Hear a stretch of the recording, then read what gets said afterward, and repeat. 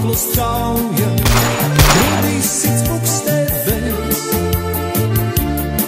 Tikai lunde svilpjot tālāk steidz. Novembris Latvijas valsts.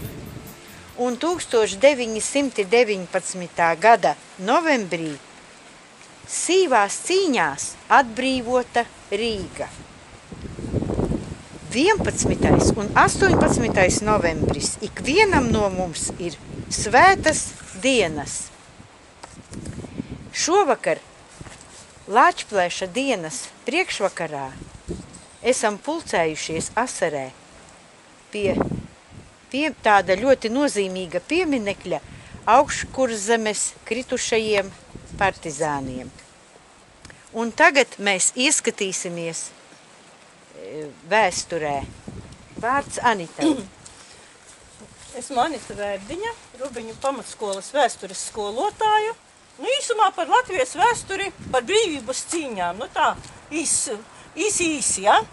Tās brīvības cīņas tātad Latvijā bija no 1918. gada līdz 1920. gadam.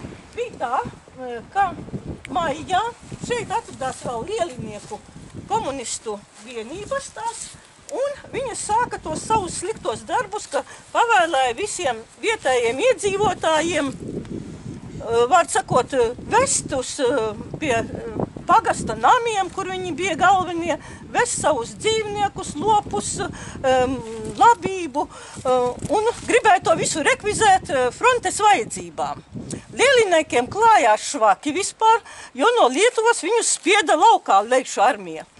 Un tad viņi atkāpās, un atkāpjoties viņi laupīja, un gribēja izlaupīt arī mūsu novadus, jā, mūsu pagastus, un tad cilvēki sāka pretoties, un maija beigās jau šeit apkārtnē izveidoja zaļo partizāņu vienības.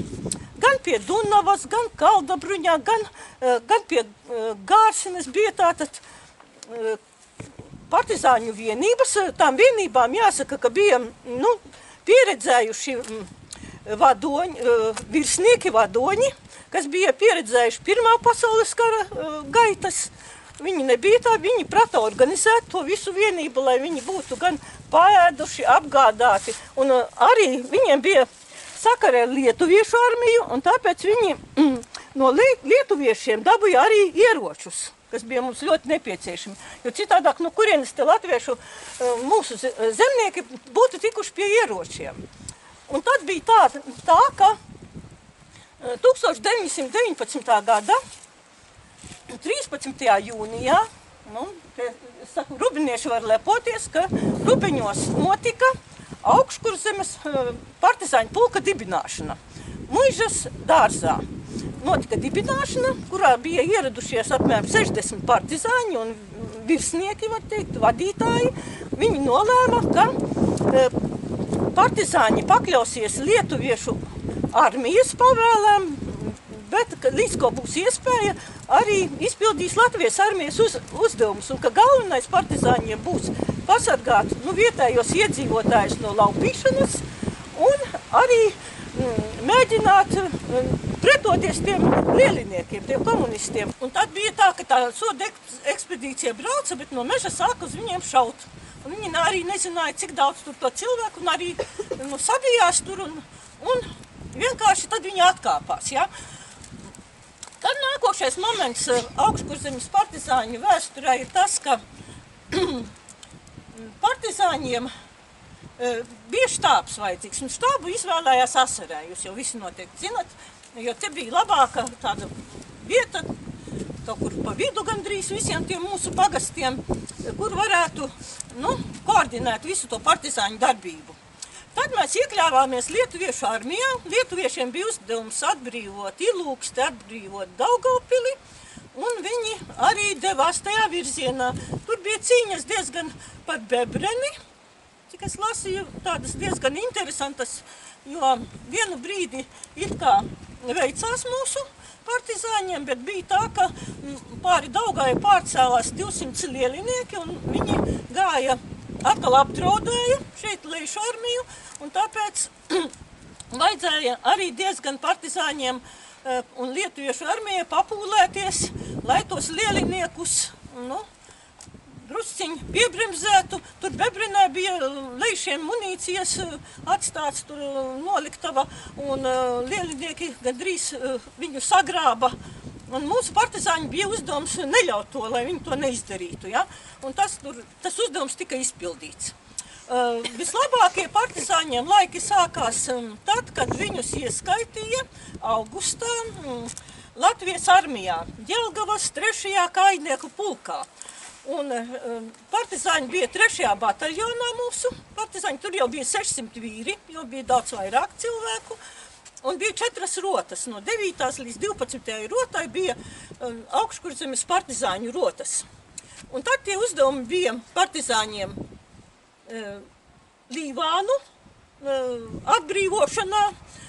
Pirmais uzdevums bija, un oktobrī tur partizāņi, te ir 39 kritušie cilvēki, ja?